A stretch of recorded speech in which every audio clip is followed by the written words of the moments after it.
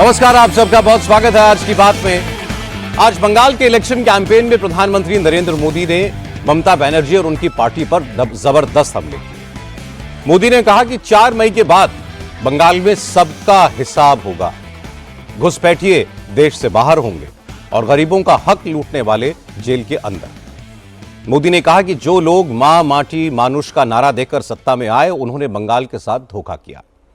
अब मां रो रही है, माटी पर घुसपैठियों का कब्जा है और मानुष डरा हुआ है। बीजेपी की सरकार बनेगी तो बंगाल में भय मुक्त माहौल होगा, करप्शन फ्री सरकार होगी, घोटाला करने वाले महिलाओं के साथ जुल्म करने वालों की फाइलें खुलेंगी, तुष्टीकरण की बजाय संतुष्टीकरण के मंत्र पर काम होगा, शरणार्थियों को सम्मान मिलेगा। और मोदी ने यह भी कहा कि बंगाल के लोगों को कौन सी 6 गारंटी दी, सरकारी कर्मचारियों से क्या वादा किया और ममता बनर्जी ने मोदी को क्या जवाब दिया। यह सब मैं आपको बताऊंगा आज की बात में। आज तृणमूल कांग्रेस ने हुमायूं कबीर को बीजेपी का एजेंट क्यों बताया, बीजेपी ने इस पर क्या जवाब दिया, असम, केरलम और पुडुचेरी में बम्पर वोटिंग का क्या संकेत है, इस पर बात करेंगे। लेकिन शुरुआत करते हैं बंगाल के कैंपेन से। आज बंगाल में प्रधानमंत्री मोदी की 3 पब्लिक मीटिंग्स हुई। पूर्वी मेदिनीपुर के हल्दिया, पश्चिमी बर्धमान के आसनसोल और बीरभूम के सिवड़ी। तीनों रैलियों में मोदी ने ममता बनर्जी और तृणमूल कांग्रेस पर तीखे हमले किए। मोदी ने कहा कि ममता के राज में बंगाल गुंडागर्दी, रेप, तोलाबाजी, सिंडिकेट, कटमनी, करप्शन और तुष्टीकरण, ये सब खूब फले फूले। लेकिन अब इन सब समस्याओं के अंत का वक्त आ गया है। मोदी ने कहा कि अब यह तय हो गया है कि 5 साल पहले जो नंदीग्राम में हुआ, इस बार वो भवानीपुर में भी होगा, पूरे बंगाल में होगा। ममता जाएंगी, बीजेपी आएगी और इसके बाद सबका हिसाब होगा, गिन गिन कर हिसाब होगा। मोदी ने कहा कि बीजेपी की सरकार बंगाल को भय मुक्त बनाएगी, सरकारी सिस्टम में ट्रांसपेरेंसी लाएगी, मंत्री से लेकर संतरी तक हर घोटालेबाज को जेल में डाला जाएगा। हमारा सिद्धांत है, हमारा मंत्र है, सबका साथ सबका विकास। हम इसके प्रति प्रतिबद्ध है। लेकिन बंगाल में मैं एक और वादा करता हूं, सबका साथ सबका विकास। और जिन्होंने बंगाल को लूटा है, सबका हिसाब होगा, सबका हिसाब होगा। और इसलिए सबका साथ सबका विकास और बंगाल में लुटेरों का सबका हिसाब होगा। टीएमसी ने भय फैलाया, सरकार और सरकारी सिस्टम को भय का माध्यम बनाया। आज बात बात पर लोगों को कोर्ट से न्याय मांगना पड़ता है। बीजेपी सरकार भय की जगह भरोसा कायम करेगी। हर घोटाले, हर करप्शन और बेटियों के साथ हुए हर अन्याय, हर रेप केस की फाइलें खुलेगी। जिसने भी करप्शन किया है, उसकी जगह जेल में होगी। मंत्री हो या संतरी, कानून सबका हिसाब करेगा। जो शरणार्थी हैं, उन्हें संविधान के तहत हर हक मिलेगा। लेकिन जो घुसपैठिए हैं, उनको खदेड़ा जाएगा, उनको भारत में नहीं रहने दिया जाएगा। इसके बाद मोदी ने बंगाल में बहन बेटियों पर अत्याचार, हत्या और बमबाजी की बढ़ती घटनाओं पर चिंता जाहिर की। मोदी ने कहा कि बंगाल एक जमाने में देश का ग्रोथ इंजन था। बंगाल इंफ्रास्ट्रक्चर और मैन्युफैक्चरिंग के मामले में सबसे आगे था। लेकिन ममता ने जिस तरह भय का माहौल बनाया, सिंडिकेट और कटमनी का कल्चर शुरू किया, उससे बंगाल का विकास ठप हो गया। इसलिए अब बंगाल के लोग ममता बनर्जी की सरकार से आजिज आ चुके हैं। अब वक्त आ गया है जब ममता को उनके कर्मों का हिसाब देना होगा। टीएमसी की निर्मम सरकार में सिर्फ और सिर्फ घुसपैठियों की फैक्ट्री फली फूली है, दंगाइयों और अपराधियों की दुकानें फली फूली है। टीएमसी की निर्मम सरकार ने फर्जी डॉक्यूमेंट बनाना और पशुओं की तस्करी, यही इंडस्ट्री डेवलप की है। साथियों, ये इसलिए हुआ क्योंकि टीएमसी की राजनीति भय पर आधारित है। उनकी राजनीति का एक ही केंद्र बिंदु है, भय। डर दिखाओ, भय पैदा करो। टीएमसी ने सिंडिकेट का गुंडा राज चलाया है, जहां कटमनी और कमीशन के बिना कुछ नहीं चलता। टीएमसी अपने वोट बैंक को खुश करने के लिए धर्म के आधार पर आरक्षण देने में जुटी है। कोर्ट बार बार इस साजिश को खारिज करता है, लेकिन तुष्टीकरण की बीमारी ऐसी है कि ये कोर्ट तक को नहीं मानते, संविधान को नहीं मानते। प्रधानमंत्री मोदी ने इशारों में आज उस मुद्दे का भी जवाब दिया जिसे ममता बनर्जी बहुत जोर शोर से उठा रही हैं। ममता बनर्जी और उनकी पार्टी के नेता अपनी रैलियों में यह दावा कर रहे हैं कि बीजेपी अगर सत्ता में आई तो बंगाल में नॉनवेज खाने पर पाबंदी लगा देगी, बंगाल में माछ भात मिलना मुश्किल हो जाएगा। इस पर आज मोदी ने कहा कि पिछले 11 सालों में देश में मछली का उत्पादन दुगना हो गया। बिहार और असम जैसे राज्य जो पहले दूसरे राज्यों से मछली मंगवाते थे, वो अब दूसरे राज्यों को मछली सप्लाई कर रहे हैं। लेकिन हैरानी की बात यह है कि बंगाल अभी भी इस मामले में पिछड़ा है। बंगाल को अभी भी दूसरे राज्यों से मछली मंगवानी पड़ती है। बीजेपी की सरकार बनेगी तो मछली उत्पादन में भी बंगाल आत्मनिर्भर बनेगा। यहां बंगाल में मछली की इतनी डिमांड है, लेकिन बंगाल मछली पालन में अब तक आत्मनिर्भर नहीं है। आज भी बंगाल अपनी जरूरत के लिए मछली दूसरे राज्यों से मंगानी पड़ती है।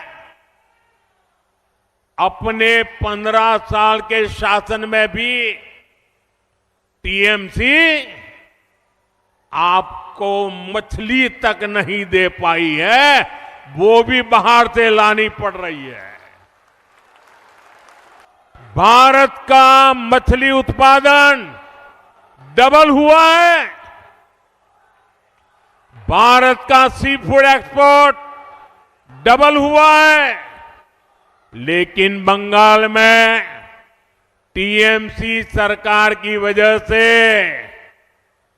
जो देश में हुआ, सफलतापूर्वक हुआ, बंगाल में नहीं हुआ। टीएमसी के पापों के कारण नहीं हुआ।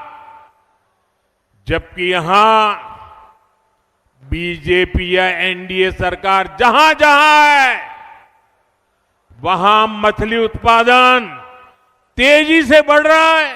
साथियों, देश में फिश प्रोडक्शन, श्रिम्प प्रोडक्शन इतना बढ़ा तो इसमें बड़ी भूमिका पीएम मत्स्य संपदा स्कीम की है। इस स्कीम में क्योंकि पीएम शब्द आता है, ये अहंकारी टीएमसी को पसंद नहीं है। ये भारत के संविधान का अपमान कर रही है। इसलिए मछुआरों के फायदे की योजना को ठीक से लागू नहीं किया जा रहा है।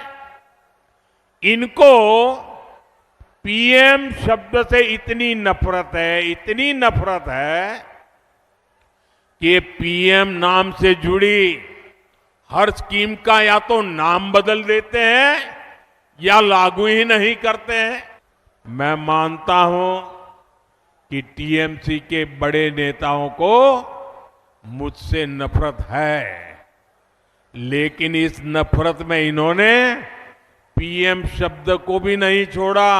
ये तो संविधान का दिया हुआ शब्द है, देश की जनता ने दिया हुआ शब्द है। ये जन्म से मैं लेकर के नहीं आया हूं। असल में मछली पर पाबंदी की बात करके ममता बनर्जी बंगाली हिंदुओं को अपने पाले में लाना चाहती हैं, इसलिए मोदी ने इस इशू पर बात की। लेकिन ममता ने भी जवाब देने में देर नहीं की। नॉर्थ 24 परगना की रैली में ममता बनर्जी ने कहा कि बीजेपी के नेता बंगाल में आकर बंगाल के लोगों को ठगने की कोशिश कर रहे हैं। मोदी को बताना चाहिए कि मध्य प्रदेश, उत्तर प्रदेश, राजस्थान और उत्तराखंड, जहां बीजेपी की सरकार है, वहां मछली मांस पर बैन क्यों लगाया गया है। ममता ने कहा कि अगर बीजेपी बंगाल में आई तो यहां भी वो ऐसा ही करेगी। আজকে তারা নাকি হলদিয়াতে গিয়ে বলেছেন বাংলায় নাকি মাছ উৎপাদন হয় না। আমি বলি বিহারে মাছ খেতে দেন না, আপনার রাজ্যে উত্তরপ্রদেশে মাছ খেতে দেন না, রাজস্থানে মাছ খেতে দেন না, উত্তরপ্রদেশে মাছ খেতে দেন না, দিল্লিতে মাছের দোকানে হামলা করেন, মাংসের দোকানে হামলা করেন, ডিম খেতে দেন না, বাংলার ভাষা বলতে দেন না, লজ্জা করে না?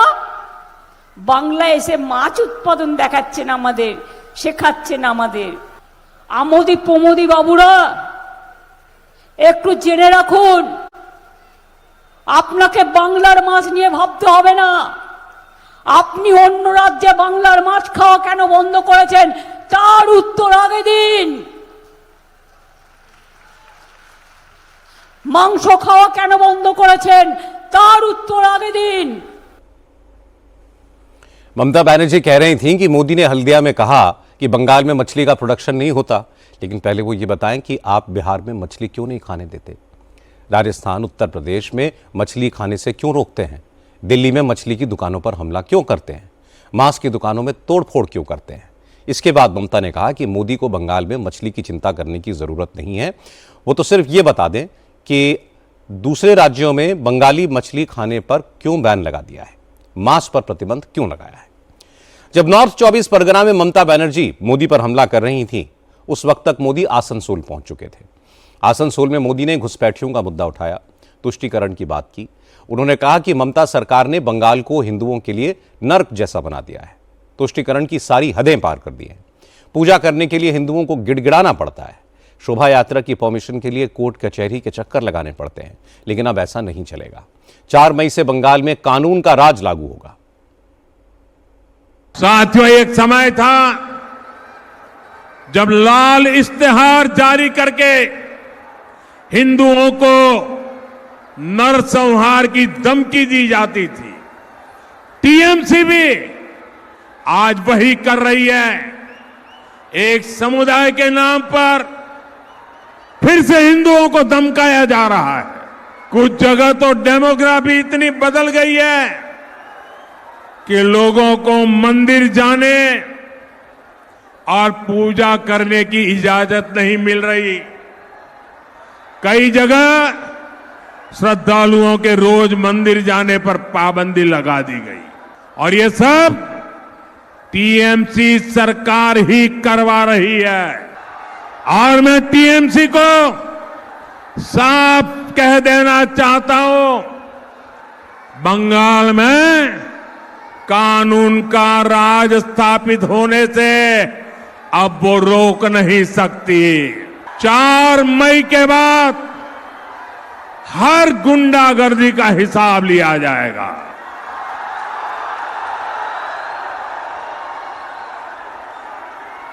चुन चुन करके हिसाब लिया जाएगा।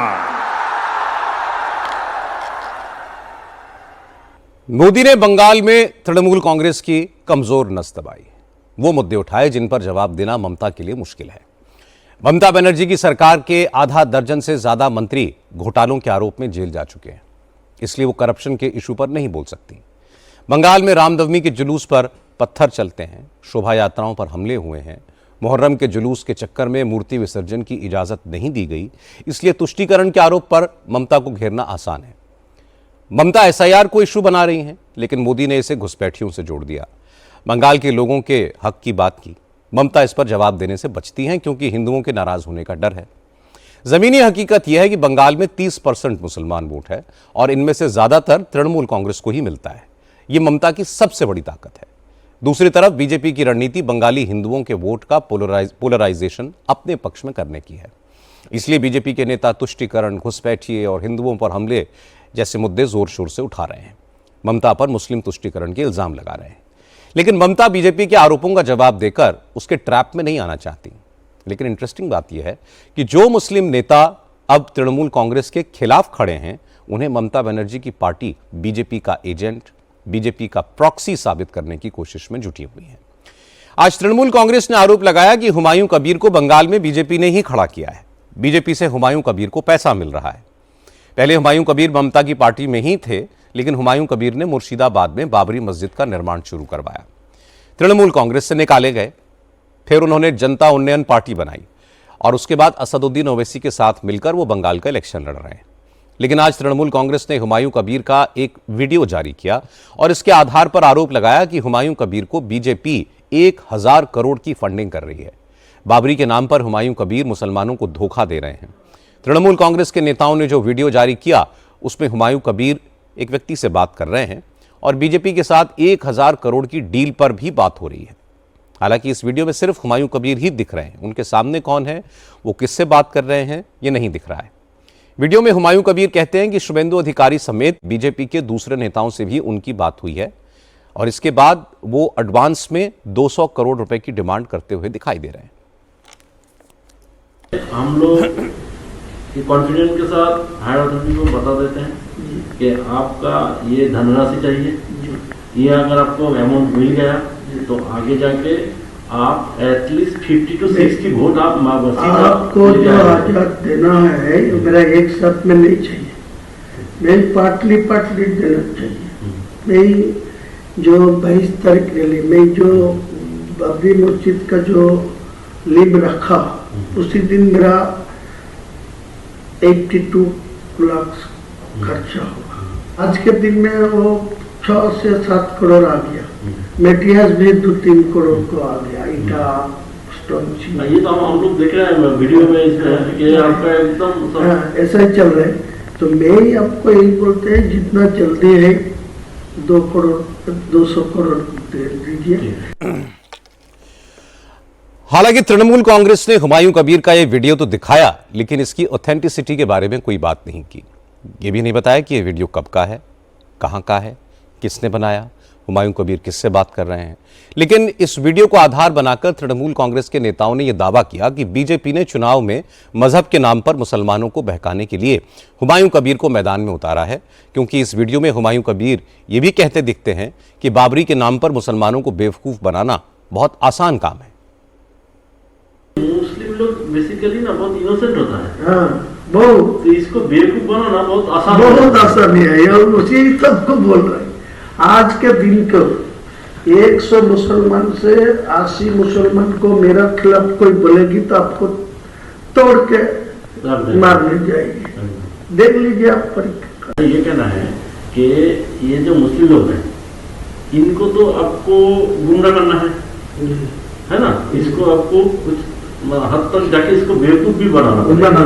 अगर आप बेवकूफ नहीं बनाएंगे तो वो उनका पास चला जाएगा। तो आज का दिन में जो मैं मुद्दा उठाया ना बाबरी मस्जिद का, वो होगा नहीं होगा बाद में सोचिए। आज के दिन में ये सारा इंडिया का मुसलमान लोग मेरा साथ होते हैं। ये वीडियो दिखाने के बाद ममता बनर्जी के करीबी फिरहाद हकीम ने हुमायूं को बीजेपी का दोस्त और मुसलमानों का दुश्मन बताया।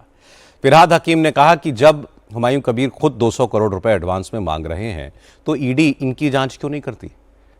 लेकिन जब फिरहाद हकीम से पूछा गया कि उनके पास वीडियो कहां से आया, किसने रिकॉर्ड किया, तो उन्होंने कहा कि वीडियो कहां का है, कब का है, किसने बनाया, ये इंपॉर्टेंट नहीं है। वीडियो है, ये जरूरी है, उस पर फोकस कीजिए। जो बीजेपी से पैसा लेके हुमायूं कबीर ये किया है, बाबरी मस्जिद के नाम से, बाबर का नाम से सेंटीमेंट करके मस्जिद हुआ तोड़ा है गया है, इसलिए यहां पर बाबरी मस्जिद बना के सेंटीमेंट किया। और यहां से पैसा रोजगार करके वो सिर्फ पैसा रोजगार नहीं कर रहा, पावर में आने का सपना देख रहा। जो शुभेंदु अधिकारी अगर चीफ मिनिस्टर बनेगा वो डेप्यूटी चीफ मिनिस्टर बनेगा। हमारे मुसलमान भाई के सेंटीमेंट, रिलीजियस सेंटीमेंट को बेचने का ये कोशिश किया। और हम बेवकूफ नहीं हैं, मुसलमान समाज जरूर हम रिलीजियस है, मगर मैं बेवकूफ नहीं हूं। हमारे समाज ये सोचता है बेवकूफ है, बेवकूफ बनाएगा, मगर हम बेवकूफ नहीं बनेंगे। कौन रिकॉर्ड किया सेकेंडरी है, बोला तो वो, तो आप ये क्वेश्चन क्यों कर रहे हैं? बोला तो वो है, और वहां पर बीजेपी का कोई रिप्रेजेंटेटिव के साथ उनका बात हो रहा है, तो ये तो वो जानता है। अब वीडियो हुमायूं कबीर का है, इसलिए उनसे भी पूछा गया, लेकिन हुमायूं कबीर ने साफ साफ कह दिया कि उनका बीजेपी से कोई नाता नहीं है, ये सब तो तृणमूल कांग्रेस की चाल है। ममता बनर्जी उनसे घबराई हुई हैं, इसलिए उनका एआई वीडियो बनाकर उन्हें बदनाम करने की साजिश कर रही हैं, और वो इस मामले में तृणमूल कांग्रेस के खिलाफ लीगल एक्शन लेंगे। मेरा इतना दिमाग कोई हल्का नहीं है जो किसी को साथ में ये सब के लिए बात करूंगा। कोई बात नहीं किया, ये मेरे को खिलाफ साजिश कर रहा है, मेरे को डायरेक्ट पॉलिटिकली फेस नहीं कर पाया। भवन में दिल्ली में गया तो सबूत देना चाहिए। मैं शुभेंदु अधिकारी को कोई पास गया, कोई बात किया तो सबूत मिलना चाहिए, उनको पूछना चाहिए। वो पूछिए, वो क्या बोल रहा है उनको पूछिए। ममता बनर्जी को साजिश कर रहा है, वो डर गया मेरे को, वो सत्ता में हट जाएगा, मर्यादा होके मेरा खिलाफ ये सब एआई करके कर रहा है। और इस मामले से फिर बीजेपी ने भी पल्ला झाड़ लिया। केंद्रीय मंत्री सुकांत मजूमदार ने कहा कि बीजेपी की वीडियो की सच्चाई या तो हुमायूं कबीर बता सकते हैं या फिर तृणमूल कांग्रेस के नेता, इससे बीजेपी का कोई लेना देना नहीं है। सुकांत मजूमदार ने कहा कि यह भी हो सकता है हुमायूं कबीर को पैसे देकर तृणमूल कांग्रेस ने ही यह वीडियो बनवाया हो। देखिए, हुमायूं कबीर का वीडियो है, इसमें जो जवाब देना है हुमायूं कबीर देगा, हमारा क्या है। हुमायूं कबीर ने कैसे बोला, किस तरीके से बोला, आप क्या सोचते हैं? होश में था नहीं था, उसके ऊपर वो बोलेगा। कुछ भी हो सकता है, तृणमूल कांग्रेस कुछ भी कर सकता है, स्ट्रेटेजी हो सकता है। उन्हें तो तृणमूल कांग्रेस के स्ट्रेटेजी भी हो सकते हैं। उल्टा हुमायूं कबीर को पैसा देके तृणमूल ही बुलवा रहा है, ऐसा हो सकता है। इस मामले में अधीर रंजन चौधरी ने भी ममता बनर्जी की तरफ ही उंगली उठाई। उन्होंने कहा कि मुसलमानों को गुमराह करने की कोशिश तो हो रही है, और कौन कर रहा है यह भी बंगाल के लोग जानते हैं, लेकिन हुमायूं कबीर का जो वीडियो सामने आया है उसकी जांच होनी चाहिए, तभी असलियत सामने आएगी। पता नहीं क्या सच क्या गलत, हो भी सकते हैं नहीं भी हो सकते हैं, क्योंकि आजकल तरह तरह की बात सोशल मीडिया में आते जाते रहते हैं। अगर ये सच है तो आम लोगों के सामने सवाल जरूर खड़ा होगी कि हुमायूं कबीर आदमी तो है, लेकिन किसके लिए काम कर रहे हैं, ये सवाल जरूर पैदा होंगे। इतने पैसे उनके पास, इतने धन कैसे आए कि हेलीकॉप्टर की इस्तेमाल कर रही है, तो ये तो सवाल आ ही रही है बाजार में। अधीर रंजन तो बार बार दावा करते हैं कि हुमायूं कबीर और ममता मिले हुए हैं, लेकिन बीजेपी को हुमायूं कबीर के साथ सांठगांठ का क्या फायदा होगा, यह बात समझ में नहीं आती। क्योंकि इस बार बंगाल में हिंदुओं का वोट पोलराइज हुआ हो या ना हुआ हो, मुस्लिम वोटर्स तो पोलराइज्ड हैं। यह वोट उसी पार्टी को मिलेगा जो बीजेपी को हराने की स्थिति में होगा। और तृणमूल कांग्रेस के नेता मुसलमानों को समझाना चाहते हैं कि बीजेपी को ममता बनर्जी ही सत्ता से दूर रख सकती हैं। इसलिए चाहे हुमायूं कबीर हो, असदुद्दीन ओवैसी हो, फुरफुरा शरीफ वाले पीरजादा हो, मुसलमान इनमें से किसी पर भरोसा नहीं करेंगे, क्योंकि सब उनको लगता है कि सब बीजेपी से मिले हुए हैं। आज तृणमूल कांग्रेस के नेताओं ने जो वीडियो जारी किया है उसका मैसेज यही है।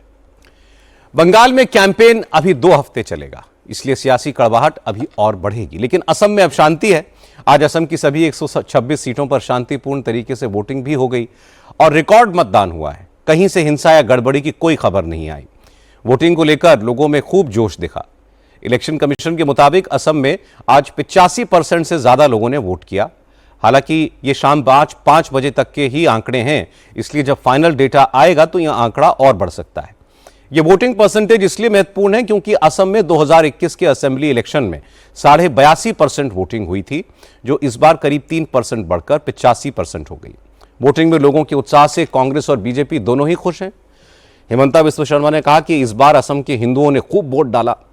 इसलिए बढ़ा हुआ वोटिंग परसेंटेज बीजेपी की जीत का संकेत है। हमारे जो बांग्लादेशी ओरिजिन जो मुसलमान समाज है, वहाँ में करीबन 95 से 96 वोट हुआ करते थे, ट्रेडिशनली होते थे। लेकिन बाकी जो असमी सोसाइटी है या बाकी लोग हैं, ये सब जगह में ओरिजिनली 75-76% का वोट होते थे। लेकिन इस बार दोनों समाज का वोट एक कंपटीशन जैसा हुआ एंड मेरा लगता है कि लगभग पोलिंग परसेंटेज 86-87% तक चला जाएगा जब तक फाइनल आउटकम होगा।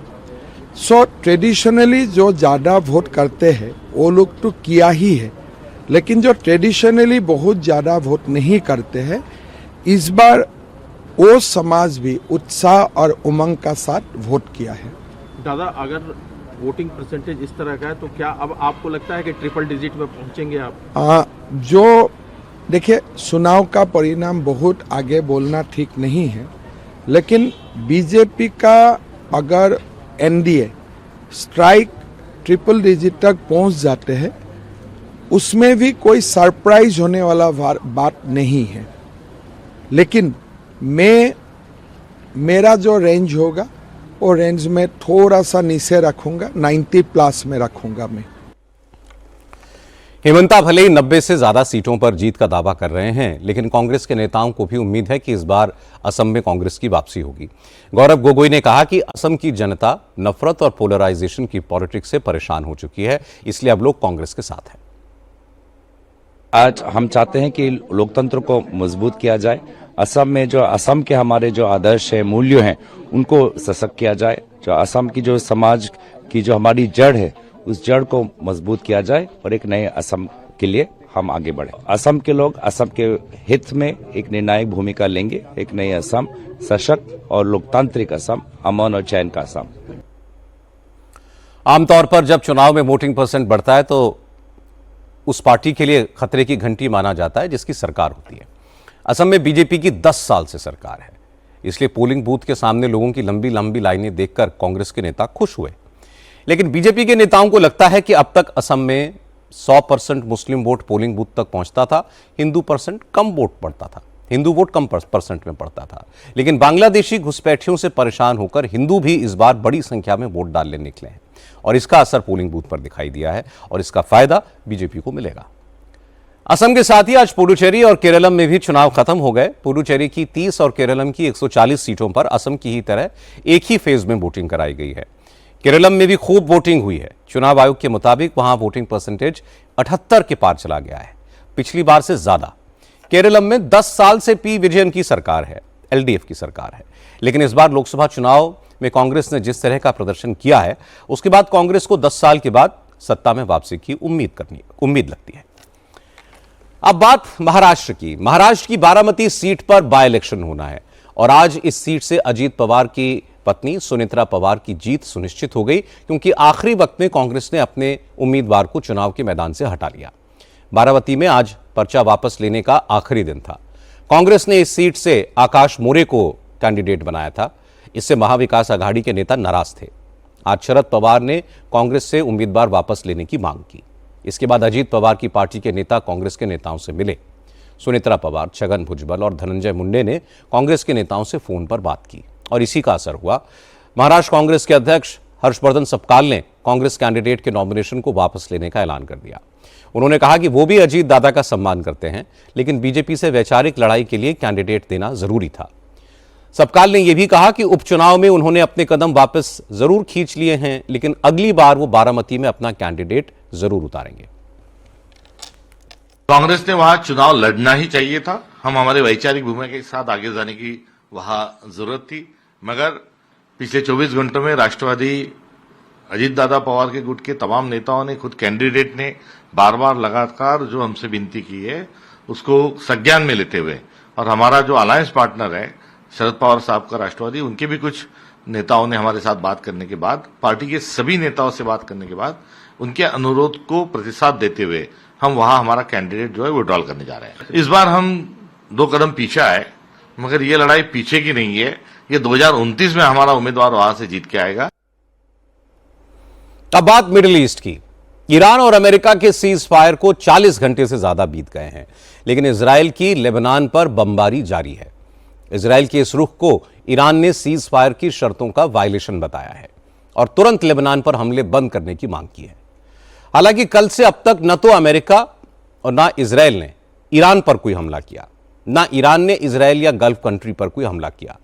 जंग शुरू होने के बाद आज पहली बार ईरान के विदेश मंत्री अब्बास अरागची और सऊदी अरब के विदेश मंत्री प्रिंस फैजल बिन फरहाम के बीच फोन पर बात हुई।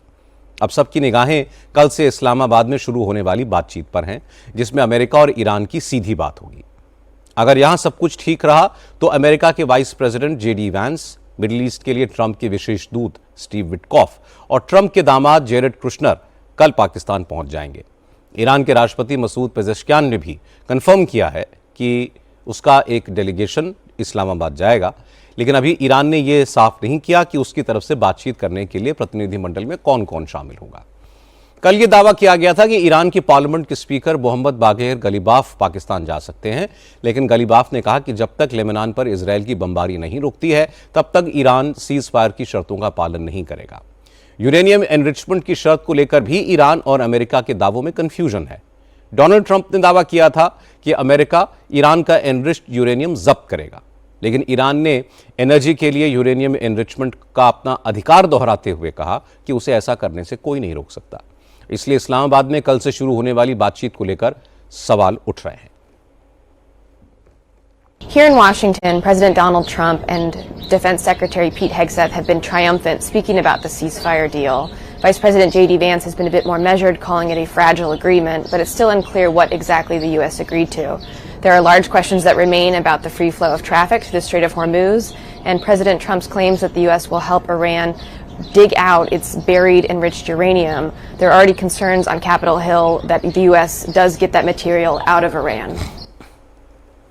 मिशेल प्राइस ये एसोसिएटेड प्रेस की व्हाइट हाउस रिपोर्टर है और वो बता रही थी कि ट्रंप और पीटर हेग्सेथ, जो वहां के रक्षा मंत्री हैं, वो जीत का दम भर रहे हैं, लेकिन ईरान के साथ बातचीत के लिए इस्लामाबाद जाने वाले जेडी वैंस थोड़ा संभल कर बोल रहे हैं, क्योंकि स्ट्रेट ऑफ हॉर्मुज से जहाजों की आवाजाही अभी तक नॉर्मल नहीं हुई है और ईरान से यूरेनियम निकालने के ट्रंप के दावों पर भी सवाल उठ रहे हैं कि आखिर अमेरिका ऐसा करेगा कैसे।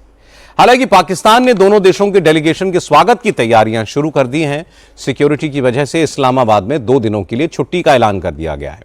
इस्लामाबाद के रेड जोन में अमेरिका और ईरान के डेलीगेशंस को ठहराने के लिए 2 होटल खाली करा लिए गए हैं। इस्लामाबाद की कई सड़कों को अगले 2 दिनों के लिए बंद कर दिया गया है। अमेरिकी डेलीगेशन की सुरक्षा के लिए एडवांस सिक्योरिटी टीम पाकिस्तान पहुंच चुकी है, लेकिन ईरान ने कहा है कि अगर अमेरिका बातचीत को लेकर गंभीर है तो वो इजराइल पर लगाम लगाए, लेबनान पर हमले बंद कराए, वरना स्ट्रेट ऑफ हॉर्मुज नहीं खुलेगी। ईरान की तरफ से अमेरिका को 10 पॉइंट के उस प्रपोजल की याद भी दिलाई गई जो पहले भेजा गया था। इसके जवाब में ट्रंप और नेतन्याहू ने ईरान को धमकी दी कि अगर उसने सीज फायर की एक भी शर्त तोड़ी तो दोनों देशों की फौज तैयार है। ट्रंप ने कहा कि अमेरिकी सेनाएं तब तक ईरान के इर्द गिर्द मौजूद रहेंगी जब तक फाइनल डील नहीं हो जाती। अमेरिका ईरान के यूरेनियम को हासिल नहीं कर लेता। ट्रंप ने ट्रूथ सोशल पर लिखा कि अगर ईरान स्ट्रेट ऑफ हॉर्मुज को नहीं खोलता है तो बमबारी फिर होगी और ईरान तबाह होगा।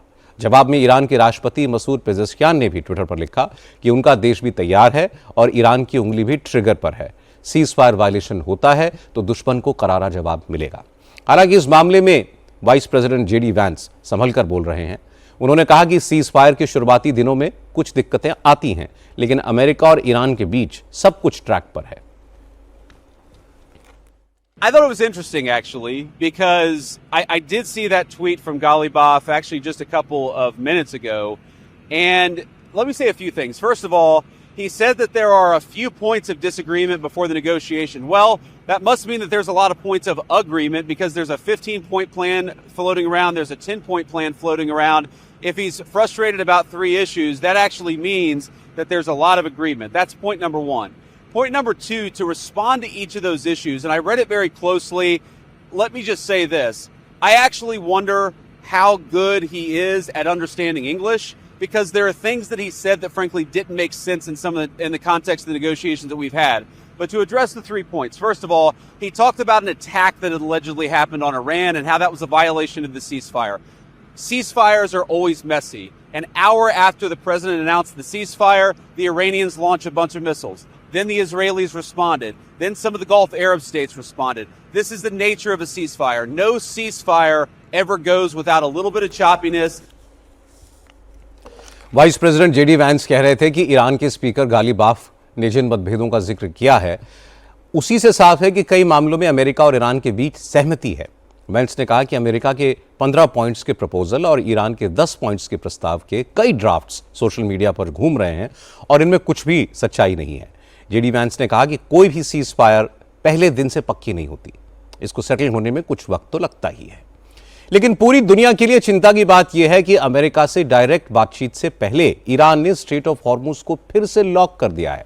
पिछले 24 घंटों में हॉर्मुज से ईरान ने अपने जहाजों को छोड़कर एक भी टैंकर को पास नहीं होने दिया। न्यूज एजेंसी रॉयटर्स के मुताबिक हॉर्मुज से पिछले 24 घंटे में सिर्फ 6 ऑयल टैंकर्स पास हुए हैं और इन सब में ईरानी तेल था।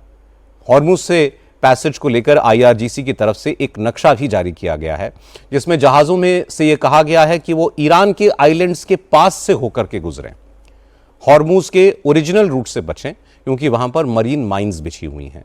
ऑयल टैंकर्स के लिए वहां से गुजरना रिस्की होगा। ईरान ने पहले ही साफ कर दिया है कि अब स्ट्रेट ऑफ हॉर्मुज उसके कंट्रोल में रहेगा।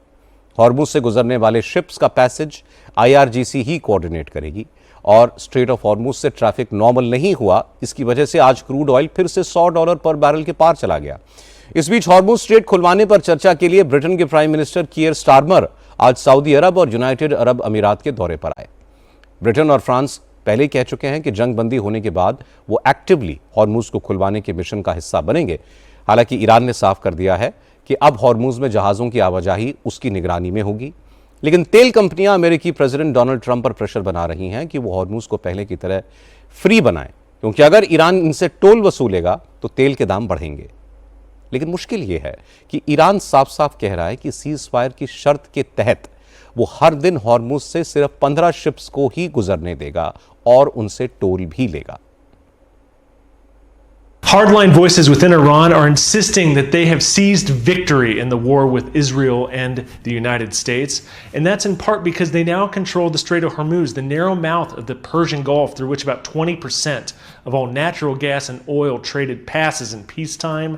Now, Iran has been able to charge some vessels reportedly as much as $2 million to leave the Persian Gulf during the war, and they are planning to try to institute a toll booth system that would upend decades of the strait being open for international traffic. They're also insisting that even though Supreme Leader Ayatollah Ali Khamenei was killed by Israel at the start of the war, they've now replaced him with a younger, more hardline version in his son Moshtaba. Middle east में associated press के bureau chief John गैम्ब्रेल कह रहे थे कि Iran के कट्टरपंथी America और Israel पर जीत का दावा कर रहे हैं क्योंकि उन्होंने स्ट्रेट ऑफ हॉर्मुज को अपने कंट्रोल में ले लिया है। अब जहाज़ों से टोल वसूलना शुरू कर दिया है। इसका पूरी दुनिया पर प्रभाव पड़ेगा क्योंकि अली खामेनेई के सुप्रीम लीडर, उनके बाद सुप्रीम लीडर बने मुज्तबा अपने पिता से भी ज्यादा कट्टर हैं। ईरान के इस रुख पर वाइस प्रेसिडेंट जेडी वैंस ने नाराजगी जाहिर की। वैंस ने कहा कि अगर ईरान ने स्ट्रेट ऑफ हॉर्मुज बंद किया या फिर सीज फायर की दूसरी शर्तें न मानी तो फिर अमेरिका भी जवाबी एक्शन के लिए आजाद होगा। Well, we've already seen an increase in traffic today. Hopefully we'll see an increase in traffic tomorrow. We actually think that we are seeing signs that the straits is starting to reopen. I think you guys have probably seen oil prices have come down, so I think the oil markets, the gas markets are seeing the same thing. But the president's been very, very clear. The deal is a ceasefire, a negotiation. That's what we give. And what they give is the straits are going to be reopened. If we don't see that happening, the president is not going to abide by our terms if the Iranians are not abiding by their terms. Vance कह रहे थे कि Hormuz से ships की आवाजाही बढ़ी है और धीरे धीरे इसमें और इजाफा होगा। अमेरिका इस पर नजर रख रहा है।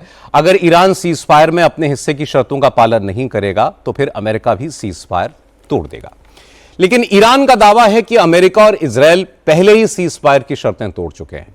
लेबनान पर इजराइल के हमले इसका सबूत हैं। इजराइल ने आज लेबनान पर अब तक की सबसे भीषण बमबारी की।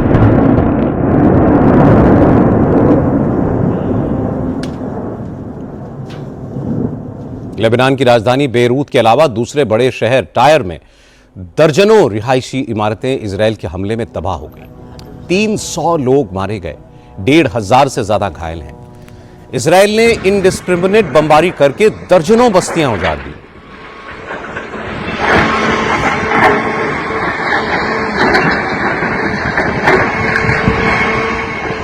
आज की बमबारी के बाद लेबनान में राष्ट्रीय शोक मनाया जा रहा है। इजराइल का कहना है कि वो हथियारबंद शिया संगठन हिजबुल्लाह को तबाह करने के लिए हमले कर रहा है, लेकिन उसकी बमबारी की चपेट में लेबनान की घनी बस्तियां, सरकारी इमारतें, हॉस्पिटल्स, बैंक्स और दूसरी कमर्शियल बिल्डिंग्स भी आई हैं। पिछले एक महीने से इजराइल लेबनान में 2200 ठिकानों पर अंधाधुंध हमले कर चुका है। साउथ लेबनान और नॉर्थ लेबनान को जोड़ने वाले दर्जनों पुलों को उड़ा चुका है। अब इजराइल की सेना लेबनान के दक्षिणी इलाके पर कब्जा करने में जुटी है। इजराइल के अटैक्स में अब तक लेबनान में 2000 से ज्यादा लोग मारे जा चुके हैं और 12 लाख से ज्यादा लोग बेघर हो गए हैं।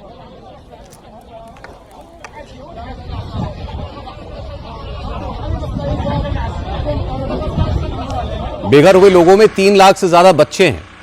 ये सब अब सड़कों के किनारे टेंट्स में रहने को मजबूर हैं। लेबनान के प्रधानमंत्री ने दुनिया से अपील की है कि वो इजराइल को इस तरह के अमानवीय हमला करने से रोकें।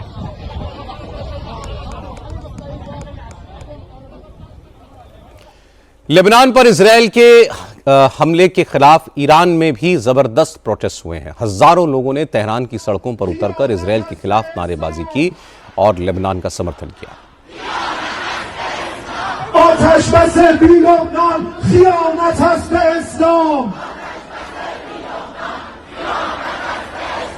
لبنان برادر ماست حزب الله یاور ماست لبنان برادر ماست। यूरोपीय देशों में भी इजराइल की लेबनान पर भयंकर बमबारी का विरोध हो रहा है। फ्रांस, ब्रिटेन, जर्मनी, इटली और स्पेन में इजराइल के खिलाफ प्रदर्शन हुए। लंदन में हजारों प्रदर्शनकारियों ने इजरायली दूतावास का घेराव किया और इजराइल के प्रधानमंत्री नेतन्याहू के खिलाफ नारे लगाए। फ्रांस के राष्ट्रपति इमैनुअल मैक्रोन ने लेबनान पर तुरंत बमबारी रोकने की मांग की है। ग्रीस ने कहा है कि इजराइल के हमले नहीं रुके तो ईरान और अमेरिका का सीज फायर नहीं टिक पाएगा। इटली ने भी लेबनान के सिविलियन इलाकों में इजराइल की बमबारी की निंदा की है। अरब देशों कतर, मिस्र और सऊदी अरब ने भी इजराइल के बर्बर हमलों का कड़ा विरोध किया है। स्पेन के प्रधानमंत्री पेड्रो सांचेज ने यूरोपियन यूनियन से मांग की है कि वो इजराइल से डिप्लोमेटिक रिश्ते खत्म करें। Por supuesto que vamos a poner todos los recursos del Estado al servicio de la gente para protegerles de una guerra, la de Irán, que no avala el gobierno de España. Y le digo a la derecha y a la ultraderecha. Spain के प्रधानमंत्री Pedro Sanchez कह रहे थे कि Netanyahu एक शैतान है। उन्होंने लेबनान पर अब तक का सबसे बर्बर हमला करके ये दिखा दिया है कि उनकी नजर में आम इंसानी जिंदगी की कोई कदर नहीं है, इसलिए अब इजराइल को इसकी सजा देनी चाहिए। यूरोपियन यूनियन को इजराइल के साथ अपना समझौता तुरंत रद्द कर देना चाहिए। ऑस्ट्रेलिया के प्रधानमंत्री एंथनी एल्बनीज ने भी कहा कि जब तक लेबनान पर बमबारी नहीं रुकेगी तब तक ईरान और अमेरिका के सीज फायर का कोई मतलब नहीं है। Comes on the back of yesterday's announcement of a 2-week ceasefire. We want to say this, that this is an important step forward. Of course, it is a fragile peace, but we want it to lead to an agreement. The Australian government also firmly believes that this has to apply to Lebanon as well. We want to see peace in this region. Australia के प्रधानमंत्री Anthony Albanese कह रहे थे कि cease fire के समझौते में Lebanon भी शामिल है। ऑस्ट्रेलिया की सरकार का मानना है कि युद्ध विराम लेबनान में भी लागू होना चाहिए और वो भी तत्काल प्रभाव से। ईरान और अमेरिका के बीच मैसेंजर बने पाकिस्तान ने भी कहा कि युद्ध विराम में लेबनान शामिल था। पाकिस्तान के प्रधानमंत्री शहबाज शरीफ ने इसको लेकर एक ट्वीट किया। वहीं यूनाइटेड नेशंस में पाकिस्तान के प्रतिनिधि उस्मान जादौन ने लेबनान में तुरंत इजराइल की बमबारी रोकने की मांग की। पाकिस्तान के रक्षा मंत्री ख्वाजा आसिफ ने भी कहा कि इजराइल जिस तरह बेकाबू हो रहा है उसको लेकर इंटरनेशनल कम्युनिटी को कुछ ना कुछ करना चाहिए। तो इजराइल ने जो मुसालम जो है ढाए हैं फलस्तीनियों पे, लबनानियों पे और ईरानियों पे, मैं समझता हूँ वो तारीख का जो है एक तारीख बाब है और उनको भी शामिल करना चाहिए। अगर एक मुस्तकिल अमन कायम होना है मिडल ईस्ट के अंदर तो ये सारी प्रॉब्लम्स जो हैं जिसमें फ़लस्तीन की प्रॉब्लम सरफहरिस्त है, लबनान की प्रॉब्लम जो है, ये खुली छूट जो इजराइल को मिली हुई है उसको लगाम डालने की इस वक्त ज़रूरत है। फ़लस्तीनियों का जेनोसाइड जो उन्होंने कमिट किया, जो नस्लकुशी की है पिछले 2.5-3 साल के अंदर, वो इंसानी तारीख का एक तारीख बाब है, तारीख तरीन बाब है। और अल्लाह करे ये ईरान के साथ जो सुलह है, जंगबंदी जो है, ये पायदार अमन यहाँ पे कायम हुआ, तो कायम होने के बाद जो है वो इंशाल्लाह ताला पाकिस्तान जो है अपनी सफारती जो तल्लुकात जो हैं या अपनी जो इस वक्त जो स्टेटस मिला है हमें, उसको बरूए कार ला के फ़लस्तीन में भी और लबनान में भी और इसराइल की जो जारियत है इसका को मुस्तकिल जो है इलाज किया जाएगा इंशाल्लाह। दरअसल ये सारा रायता पाकिस्तान ने ही फैलाया है।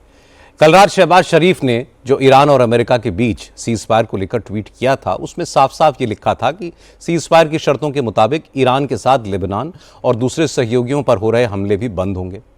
बड़ी बात यह है कि शहबाज शरीफ ने जो ट्वीट किया उसका ड्राफ्ट उन्हें अमेरिका से ही भेजा गया था, लेकिन आज अमेरिका इस मुद्दे से पीछे हट गया। ट्रंप ने कह दिया कि सीज फायर ईरान के साथ है, लेबनान इसमें नहीं है। इसके दो ही मतलब हैं, या तो लेबनान पर हमले अमेरिका और इजराइल की मिलीजुली रणनीति का नतीजा है, या फिर इजराइल अमेरिका की बात सुन नहीं रहा है।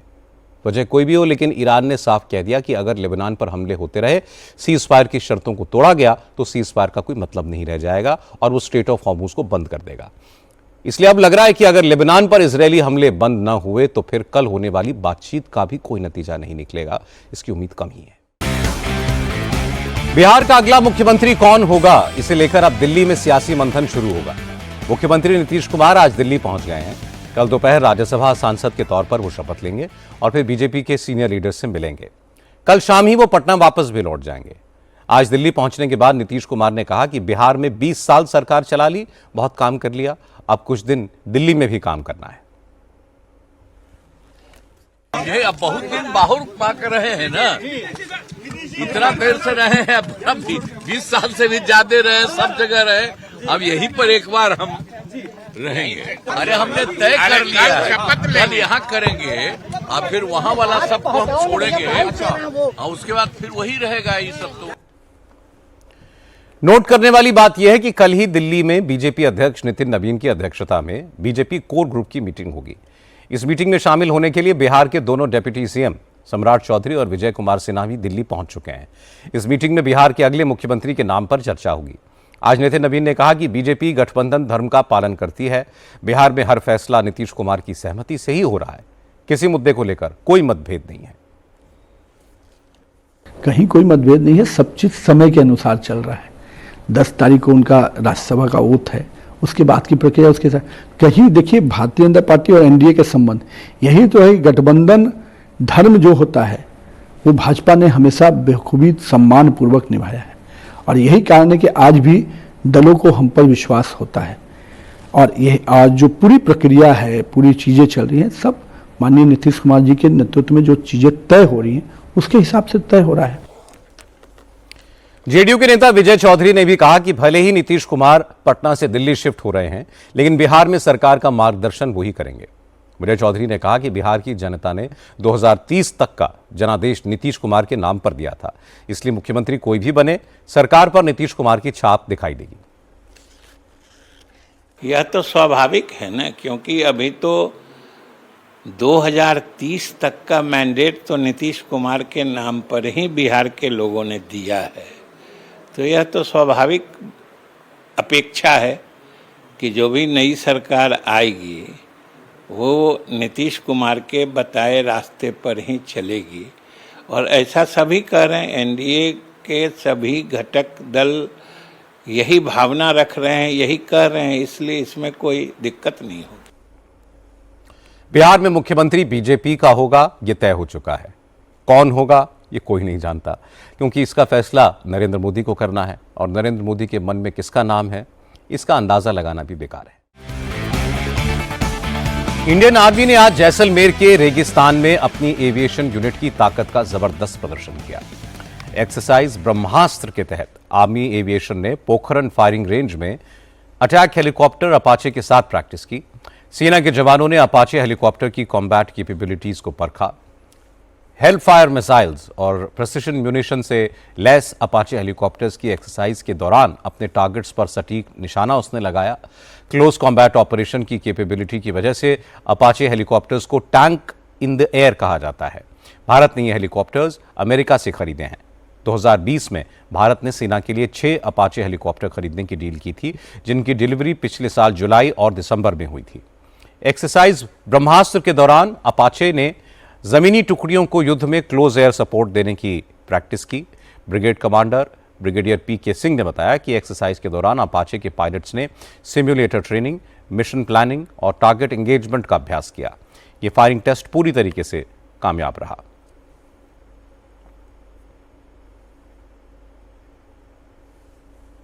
और आखिर में एक नजर कल की बड़ी खबरों पर। सीजफायर के बाद फाइनल डील के लिए कल इस्लामाबाद में अमेरिका और ईरान के बीच डायरेक्ट बात शुरू होगी।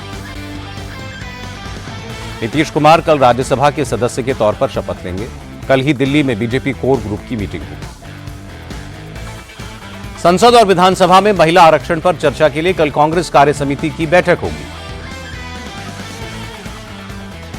और यूपी में एसआईआर के बाद फाइनल वोटर लिस्ट कल जारी की जाएगी।